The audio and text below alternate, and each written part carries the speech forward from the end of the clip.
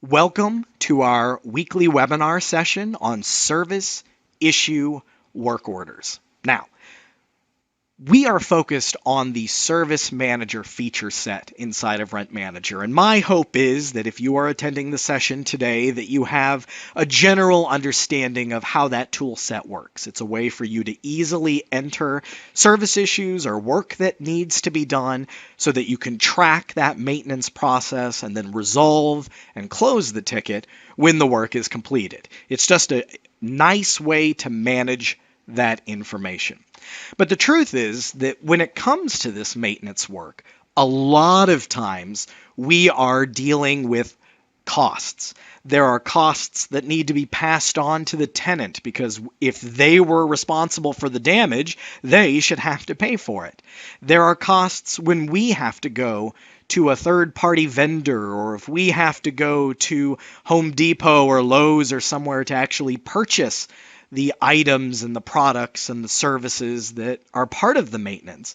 There are costs with that as well.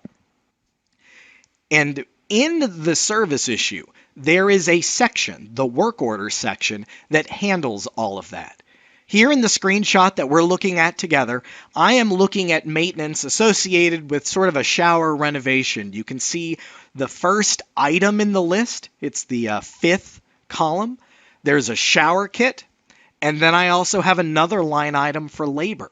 There are different vendors providing that work. There's different quantities and costs. And all of that stuff can be tracked right there on the service issue. So a lot of times when you're doing this maintenance, I know you're tracking these costs, but a lot of times people have those costs separated. They're doing it off on the side. You put in the service issue and then you go into you open up bills or you open up invoices and you're manually putting in these charges. But what I want you to know is that that service issue actually can generate those transactions automatically for you.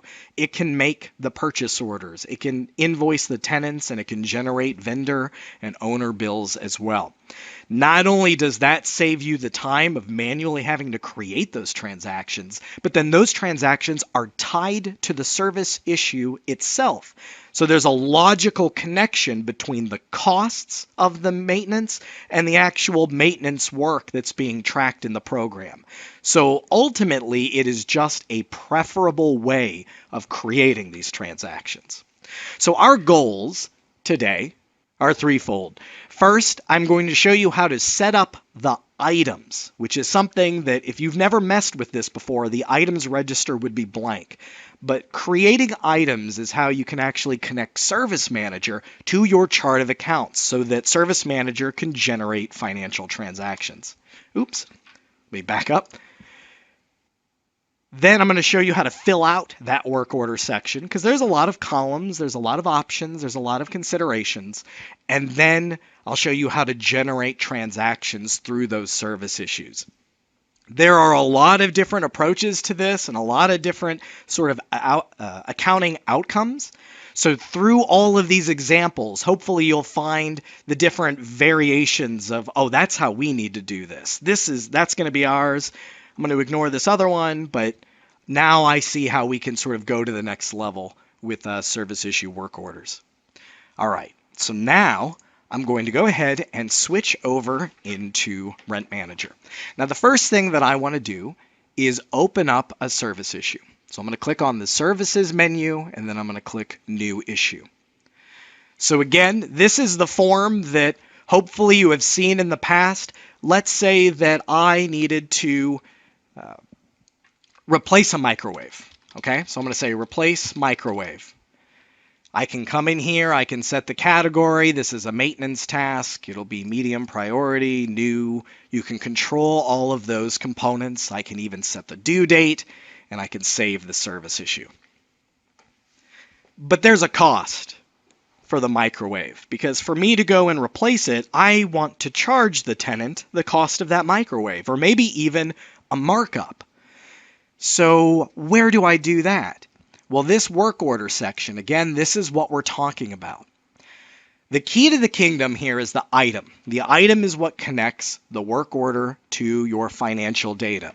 And so here in this list, is every product or service that I would potentially either charge a tenant for or have to pay a vendor or, a business to acquire, right? Because there's usually two sides, right? If I'm going to try to collect money for something, but then I also have to pay money for the expense. So I really want this to be a complete list of everything that I would potentially sell.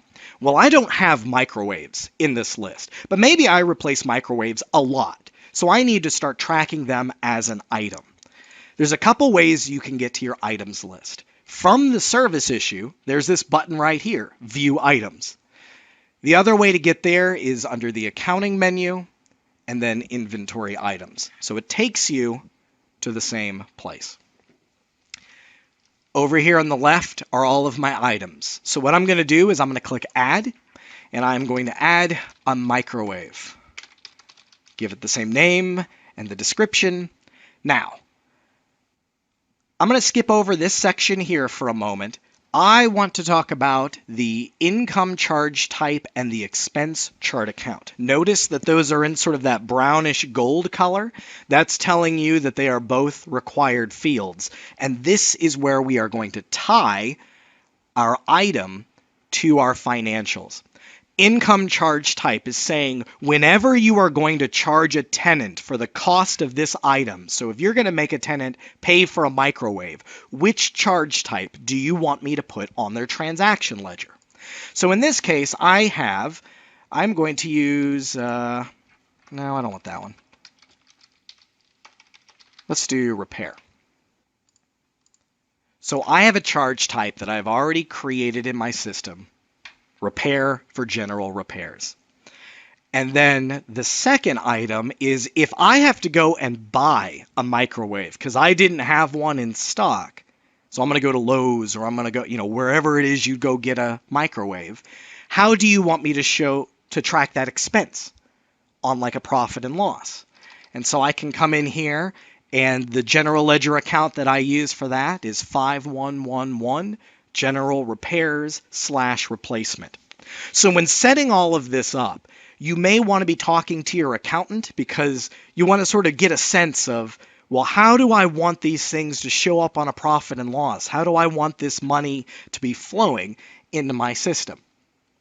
Now, the other thing that I want to point out here is the default cost and the markup. So let's say that normally it costs me, we're going to say $85 to purchase a microwave. So the model that we buy there is 85.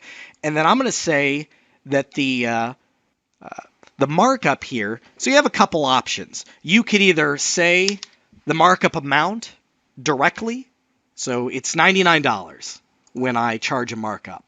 Or you can check this box and you can turn 99 into a percentage. So if I essentially double my markup price, then you could do that. But I'm going to say the markup is $99.